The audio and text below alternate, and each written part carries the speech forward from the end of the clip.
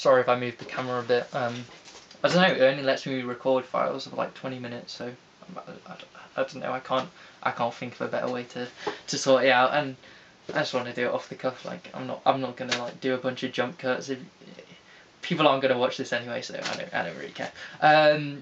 So Kylo intercepts her.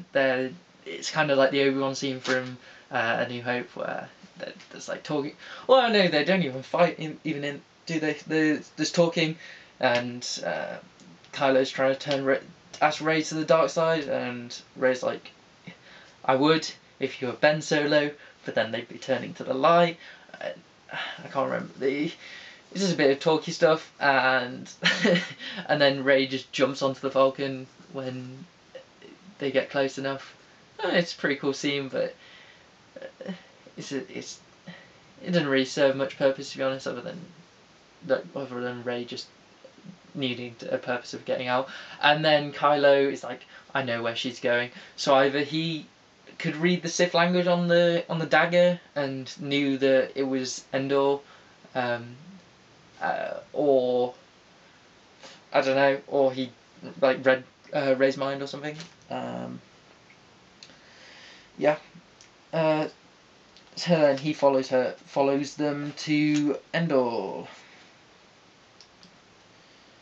Oh yeah, in that scene he tells her she's a Palpatine, and I originally thought he was just telling her that to like get her mad at Palpatine, so she'd be able, because he knows how powerful she is, obviously, that they could go kill him together, and then he'd maybe kill her, but obviously she is actually Palpatine's granddaughter, so yeah. I'm not sure what I think about that. It's I don't know, it's just a bit weird. It definitely wasn't planned from the start. They're just like been spitballing ideas, and it's like, oh yeah, we'll just go with this one, and yeah, I'm not really sure what I think about it at the moment.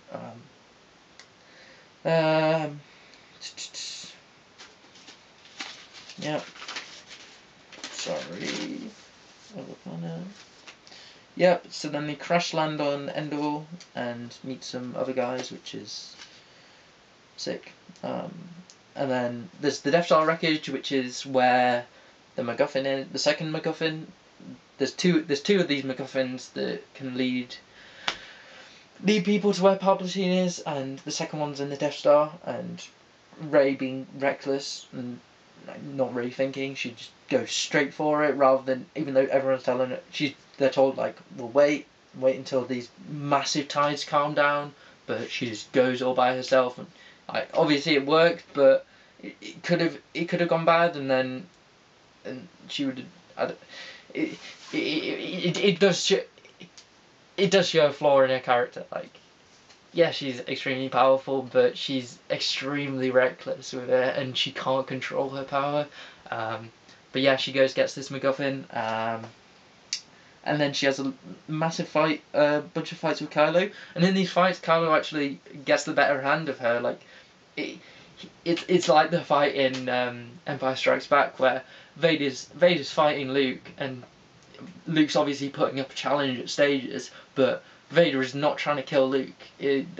There's many a stage where Kylo has the opportunity to strike her down if he wanted to. I don't know, it only made it act like there was like one opportunity for him to do it, but he obviously got the better hand of her many a time, and yeah. So yeah, I was happy to see that Kylo being an actual strong villain in this, rather than getting bitched around like he did in The Force Awakens. And then this only ends with Leia contacting Kylo through telekinesis stuff. I think this was a quite fitting way for, obviously, Leia using all the Force power. It was a fitting way for her character to pass on. I remember when I watched The Last Jedi and I saw that ship get blown up, and I was like, okay, that's at least a fitting way, just to not abuse. I guess it's like it's a touchy subject, like using, because obviously she passed before the Last Jedi came out, and it was a bit strange because they hadn't shot.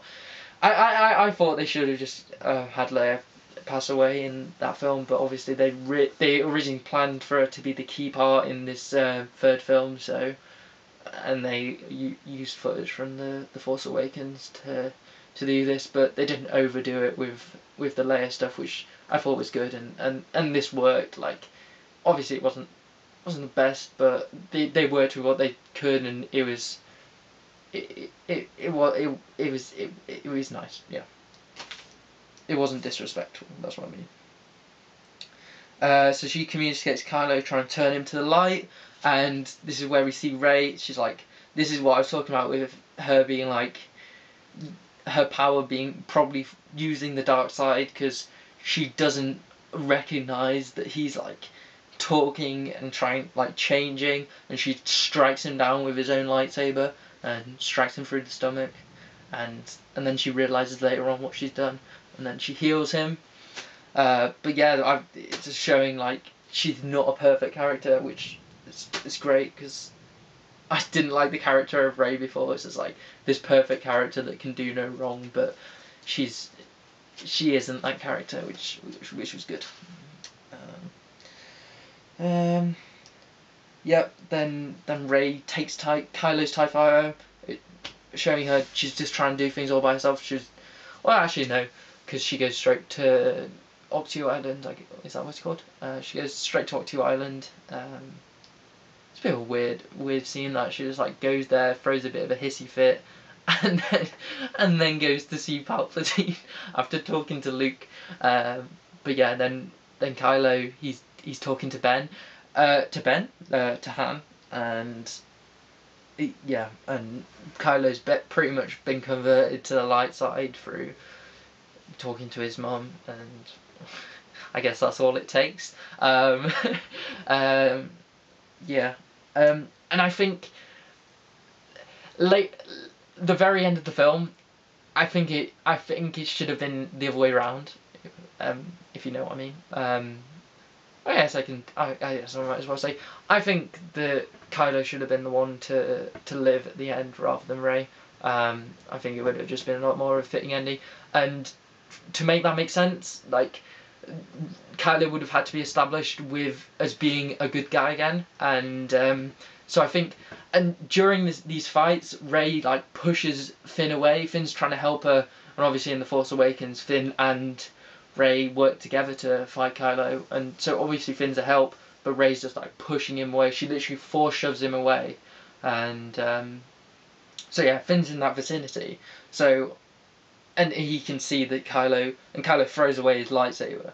So I think Finn should have gone to Kylo, and they communicate with each other, and because they did have a connection. Like, Kylo recognized Finn as the traitor stormtrooper, so it wouldn't have just been like this random guy saying, "Oh yeah, hi Kylo, now you're a good guy, come with us." Like, I think it could have been they could have done it in a good way, in a well done manner, you know, and then Kylo gone with them back to the Resistance base. But yeah, so I think that could have been handled better, because it was just like, and then they just leave separate.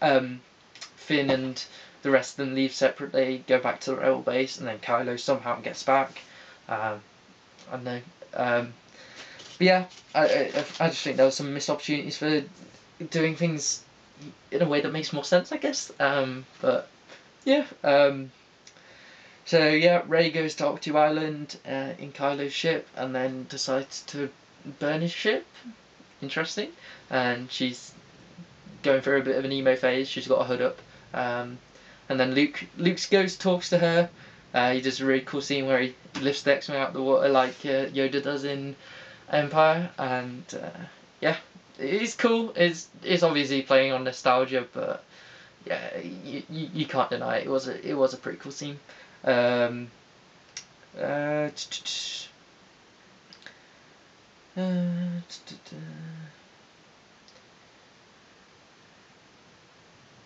Okay, I'm near the end of my notes. Yeah. So yeah, then she takes the X-Wing using the MacGuffin to guide her towards it, and then she leads a trail of breadcrumbs for breadcrumbs for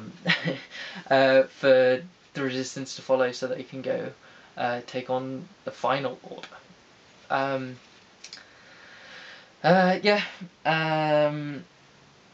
And getting onto that scene later on where all the Resistance try and take on the fleet of Star Destroyers, I thought the obvious thing to happen is actually what happened with all these random people we've never heard of who just show up out of nowhere, even though they've been called to many times, and it only took 10 planets being destroyed before they ended up coming along. I thought it was going to be that Kylo used the First Order to come through and help destroy the Final Order, but and that would have tied up.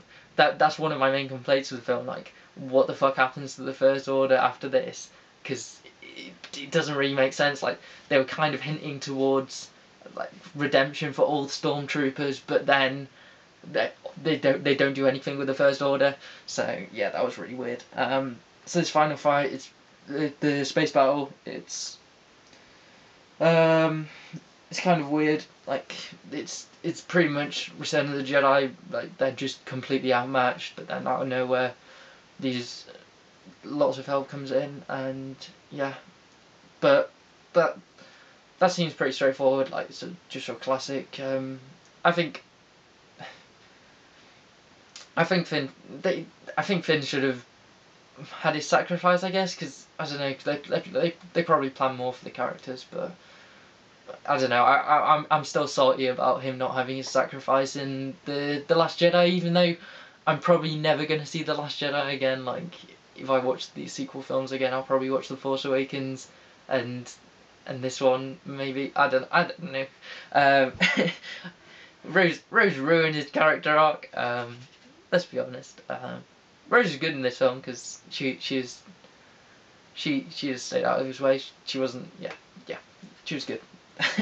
But the main finale with Palpatine, he's literally like a puppet. He's with this mechanical arm thing, and he wants Rey to strike him down as he wanted Luke to do to him, and then he says that he'll like become her, and she'll be the Dark Ruler, or I guess, and I'm not sure how that works, but he said it would happen, and they had a big old ceremony. So yeah.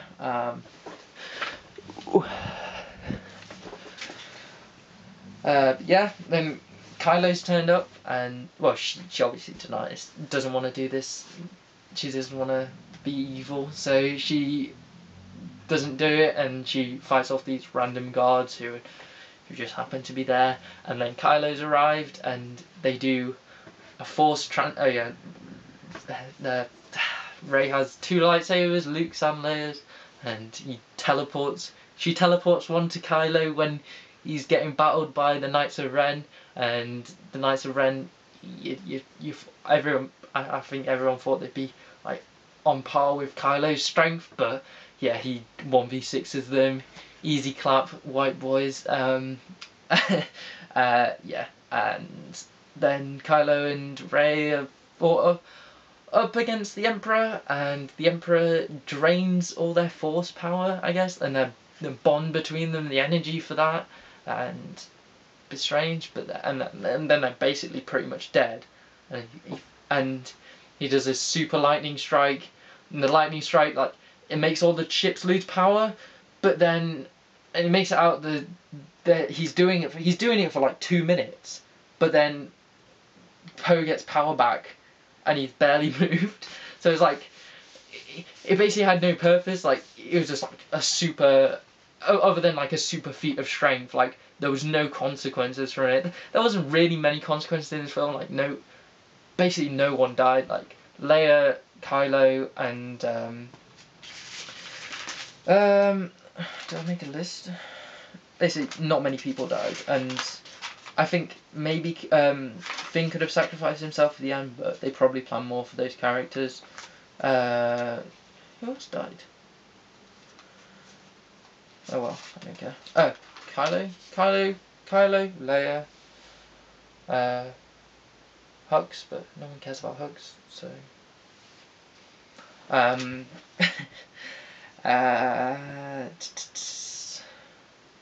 So yeah, then Rey and Kylo, they're pretty much dead, and Palpatine flings Kylo into a pit, but Rey gets up, and she battles him with the lightsaber, and then grabs the other lightsaber and forms an X, and like vaporizes Palpatine. Like, it's kind of ridiculous, but like, it was obviously going to happen that she was going to destroy Palpatine. But what I thought was interesting is she ends up dying because of it, because the immense amount we see that with Leia, with Luke in the Last Jedi, even though that was a bit weird, but using this immense amount of strength ends up killing them.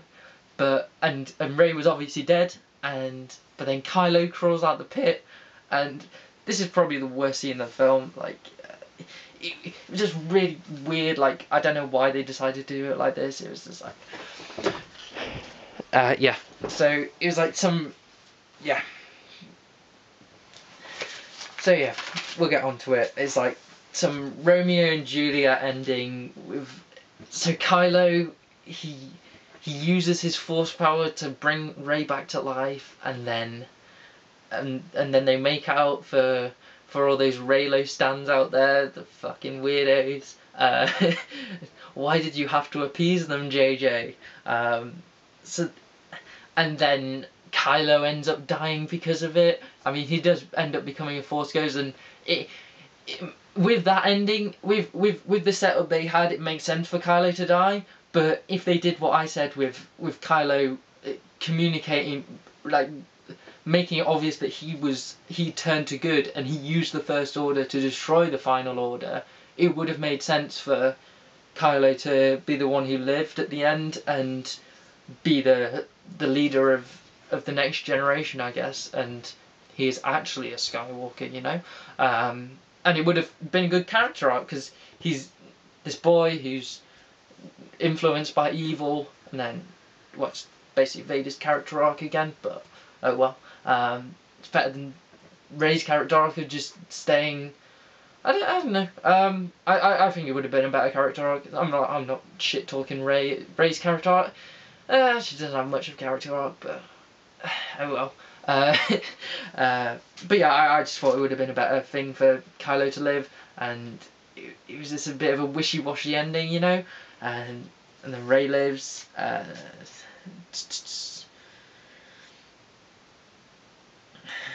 Yeah, I obviously it seems a bit obnoxious to me, like, oh yeah, my Star Wars would have been a lot better, but like, it makes a lot more sense to me, like, especially because at the end they just don't wrap up what happens to the First Order. So yeah, then they go back to the secret rebel base, and everyone's happy and dandy, and basically no one died. And then Chewie gets a medal to appease all the fans who have been talking about that for ages.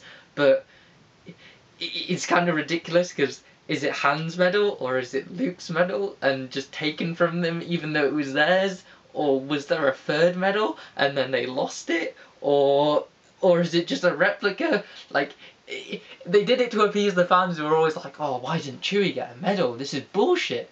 And maybe think about it, like, wherever this medal's come from, it's kind of even more ridiculous. But yeah, and then Rey goes to Tatooine, and to circular motion, as George Lucas would say, and link things back together. Even though George has pretty much nothing to do with these Disney films, because why would he want to after people shit talked him for the prequels, and he was basically like, fuck you. And that's why this Disney thing started in the first place, because people were dicks about the prequels, and then George sold the franchise. We'll not get into that. But yeah, and then he buries Luke and Luke's she buries Luke and Leia's lightsabers in the sand near Owen Lars's home, Owen and Brie. But then she has a lightsaber of her own, and it's yellow, which it makes sense for her to have her own colour, because if she could control the dark side, because she obviously uses, I'm pretty convinced of this, that she uses the dark side, because it makes sense for her to be that powerful.